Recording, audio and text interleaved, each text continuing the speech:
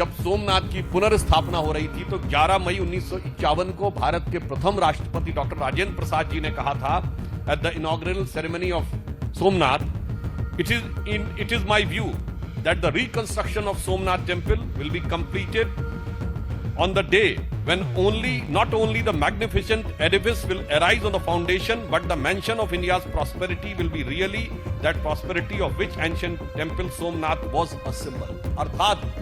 उन्होंने कहा कि सोमनाथ की पूर्ण प्रतिष्ठा उस दिन नहीं होगी जिस दिन मात्र उस दिन नहीं होगी जिस दिन भव्य रूप में वह मूर्ति और मंदिर प्रतिस्थापित होगा, बल्कि उस दिन पूर्ण मानी जाएगी जिस दिन भारत की समृद्धि का शिखर भी उसी प्रकार उठता हुआ दिखाई पड़ेगा जिस समृद्धि से आकर्षित होकर यह क्रूर बर्बर आतंकी आक्रमण किया गया था। और आज 1000 वर्ष के बाद अगर हम देखें तो 1951 में सरदार पटेल के प्रयास से और जवाहरलाल नेहरू जी के पुरजोर विरोध के बावजूद प्रथम राष्ट्रपति डॉक्टर राजेंद्र प्रसाद जी की उपस्थिति में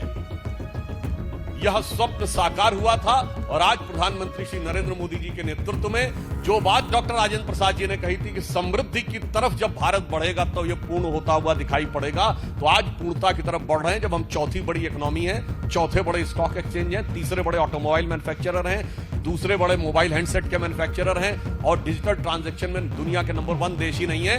वर्ल्ड की सारी मेजर इकोनॉमीज में लगातार 2 साल से फास्टेस्ट ग्रोइंग इकोनॉमी है। अर्थात जो सोमनाथ के संकल्प का विचार था